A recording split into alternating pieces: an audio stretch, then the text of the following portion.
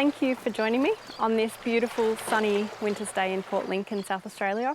I've been meaning to get in touch for a while now, and I just wanted to say a really big heartfelt thank you to everyone who's been reaching out and sending us messages to make sure that we are okay. It has been a while since we've been in touch, and a lot has been happening, as you know. We did have some fairly horrific bushfires in Port Macquarie in New South Wales when we were staying there, and we received a lot of messages checking on us and making sure that we were okay, and as you can see, everything's fine. And it was so amazing to see so many wonderful people coming together and reaching out and taking care of each other during that time. We were actually blanketed in thick smoke for several months, and Charlie took some really eerie shots of me surfing one day. We also had a very strange day that everybody in Port Macquarie is calling the Orange Day. We had this crazy orange glow over the whole town, and it felt like the world was ending. And the weird thing is, the birds actually thought that it was 3 o'clock in the afternoon when I did some filming just on my iPhone. And at 3 o'clock in the afternoon, all of the kookaburras and all of the birds started singing their evening song, thinking that the sun was setting. What happened to a lot of New South Wales and other states was quite devastating, and it's really great that that's over now, and a lot of systems are being put in place to help prevent such a disaster in the future, which is really good to see. We came back to South Australia to visit Charlie's family for Christmas, and when we arrived here, it was about the time that the last of the bushfires were happening. And then the weather turned and we experienced some flooding and then coronavirus happened. So we've been here in Port Lincoln and we've been having some amazing times. We've gone out on a couple of tours, which is something they absolutely must do when travel is permitted again, and when you have the opportunity to come to South Australia, you need to come to Port Lincoln and you need to visit Adventure Bay Charters and go out on their boat to go and swim with the great white sharks. This has been an absolute dream of mine, and I couldn't believe my luck at being able to come along on one of these tours and to see these sharks. It's absolute magic, and words just can't even describe how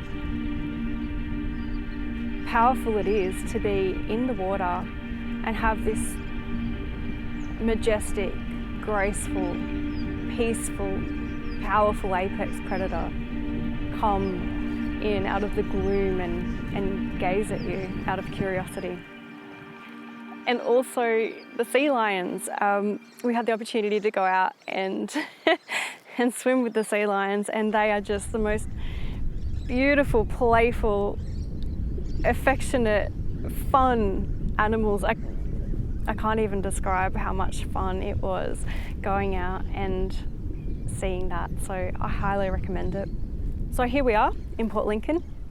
At this point in time, there are borders that are open in Australia, borders that aren't open. What's happened is the border into New South Wales has been opened, but the border coming back into South Australia isn't opened yet, and that may not be open in the foreseeable future. So we're not really sure what we will be doing. And as for travel vlogging, I don't know that there'll be a lot of that happening at this point in time. We haven't done much, as you know, so I can't exactly say what the future of Charlie and Rachel is at this point in time. What I can say is that I have a very strong desire to share with you a little bit about myself and my journey up to this point in time. Because with social media, you see a lot of people living these amazing lives, and they always seem so happy and they're so beautiful and everything's so perfect and everything flows so wonderfully, and don't you just get really cranky with them? I want to say other words, but I don't think that's appropriate. But don't you just get really annoyed at how perfect and amazing their lives are, and how come they're living this life while I'm stuck here doing something that I hate, living somewhere that I hate? Why am I always up and down with my moods? And well, the reality is that is me, that's my past.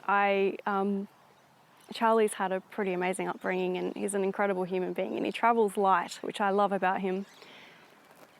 But me, I haven't travelled light in the past. I've had a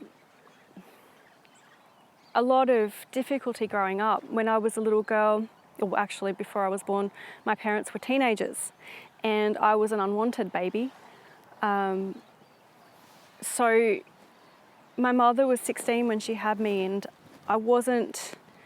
she wasn't quite ready. We had a great relationship towards the end there, and she passed away of cancer. I have a very strong connection to my mum. I love her very much, but we grew up together, and that was very difficult. Not so much because of my mother's role, but more the choice that she made with some of her partners, and the lifestyle that we experienced, and it was quite traumatic. There were a lot of times when I felt afraid and unloved and unwanted. That was more or less my childhood growing up. So as a child, I think it's really amazing because you just kind of roll with the punches. If something upsets you, you cry or you get angry, and then you just move past it, and the next minute you're happy and playing. But I think as you become an adult, and in particular for myself, when I moved into my teens, I started realising that I was upset and things weren't right, and I created a lot of pain and suffering for myself, perpetuated from this sense of being a victim, that life was out to get me, that I wasn't loved. And so for a very long time I struggled with my emotional well-being. And there were times as a teenager when I didn't want to be here. I was suffering, and my life was all darkness and it was pain. There was a point when I didn't think I was going to make it through my teens. But some powerful things happened to me, some really what looked like disasters at the time, and they woke me up. I've been using meditation in my life. I've done many courses now in reprogramming the conditioning of my mind, that conditioning as a child that I was told that you're not good enough, that you're not loved, that you don't deserve good, that life is hard, that you are a victim and things are out to get you.